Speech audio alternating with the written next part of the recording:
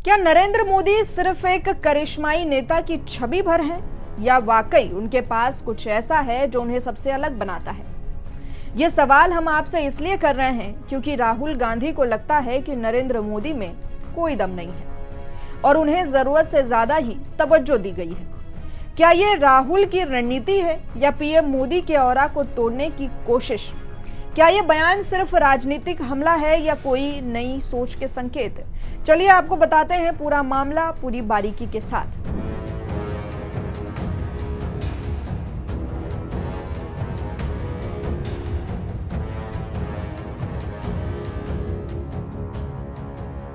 नमस्कार, आप देख रहे हैं यंग भारत न्यूज और मैं हूं आपके साथ ज्योति यादव।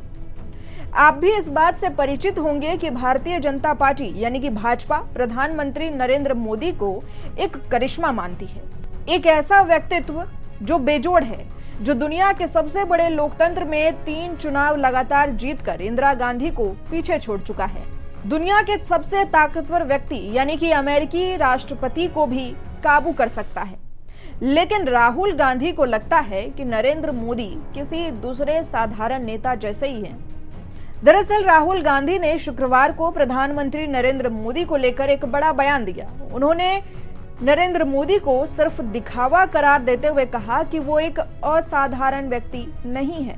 दिल्ली के तालकटोरा स्टेडियम में राहुल ने कहा कि मोदी सिर्फ दिखावा है, उन्हें जरूरत से ज्यादा तवज्जो दी गई है।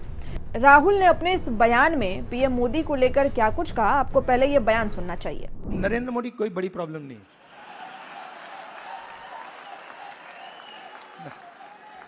वो नहीं।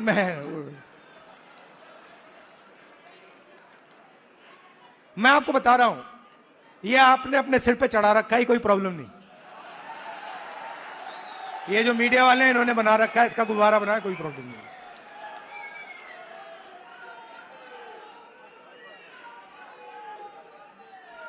अब पहले तो मैं मिला नहीं था, अब 2-3 बार मैं मिल भी लिया हूं, बात समझ गया हूं मैं, कुछ नहीं उसमें।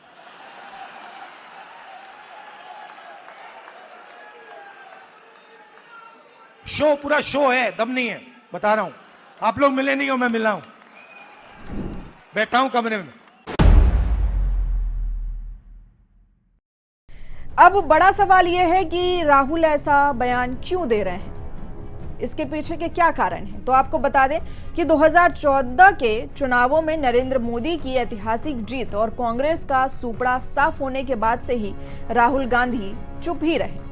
बीजेपी ने उन्हें पप्पू तक का तमगा दे डाला, लेकिन 2015 में मोदी सरकार ने पाकिस्तान पर सर्जिकल स्ट्राइक करने का दावा किया। तब से राहुल गांधी नरेंद्र मोदी पर हमलावर हो गए हैं। तब उन्होंने यहां तक कह दिया कि पीएम सैनिकों के खून की दलाली कर रहे हैं।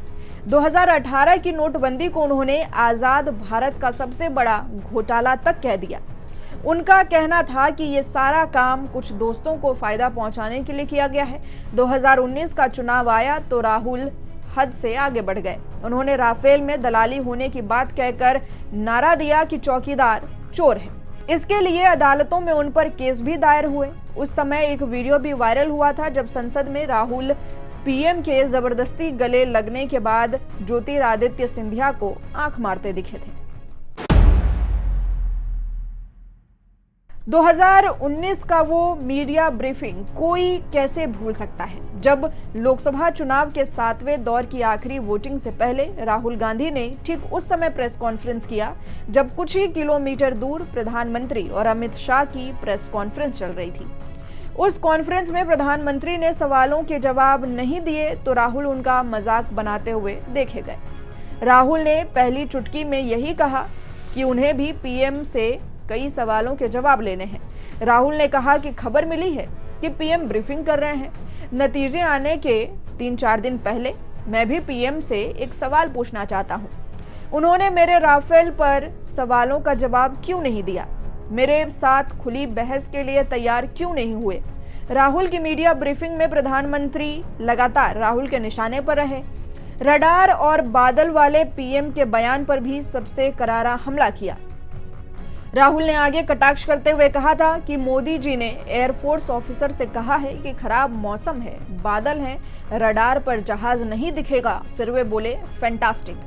He is a prime minister of India. हालांकि चुनाव में जब कांग्रेस की करारी हार हुई तो राहुल कुछ समय के लिए चुप रहे, फिर 2020 में अचानक बोले कि भारत के युवा पीएम मोदी की पीठ में डंडा मारेंगे।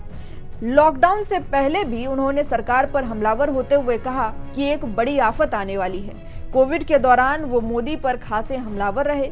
चीन को लेकर भी वे मोदी की आलोचना करते रहे। 2024 का चुनाव आया तो मोदी पर आरोप लगा दिया कि वे संविधान को बदलने वाले हैं। चुनाव में जीत गए तो संविधान बदल जाएगा।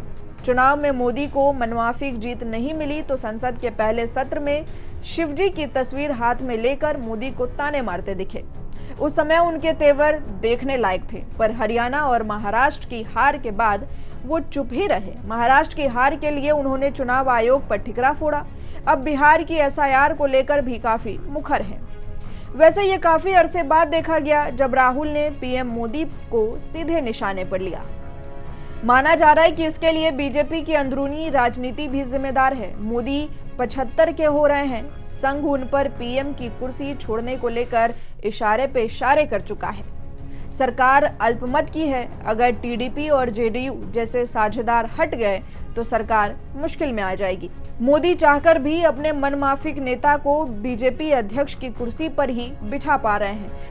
उपराष्ट्रपति का इस्तीफा उनके लिए नया सिरदर्द लेकर आया। कहने को तो इस पद की वैल्यू ना के बराबर है, पर अब किस अपने को इस पर बिठाया जाए ये सवाल मोदी के लिए छोटा नहीं है। जगदीप धनखड़ कहीं भी नहीं थे तब उनको बंगाल की गवर्नर दी गई, लेकिन वो भी बागी हो गए तो किस पर विश्वास किया जाए। राहुल को लगता है कि मोदी को घेरने का ये वक्त मुफीद है, तभी तो नए सिरे से एक नए तरीके की रणनीति लेकर आए हैं जिसमें मोदी के औरे पर ही सवाल खड़ा करना है। तो क्या राहुल गांधी का ये सीधा हमला मोदी की छवि को आगे चलकर नुकसान पहुंचाएगा, या फिर से वही पुरानी रणनीति है जो हर चुनाव से पहले दोहराई जाती है? वक्त और परिस्थितियां कब करवट ले कोई नहीं जानता। अब देखना होगा कि आने वाले महीनों में राहुल का ये सीधा हमला जनता के बीच कितना असर छोड़ता है। फिलहाल आप बने रहिए यंग भारत न्यूज के साथ। अगर आपको ये विश्लेषण पसंद आया हो तो वीडियो को लाइक करें, शेयर करें और चैनल को सब्सक्राइब करना बिल्कुल ना भूलें।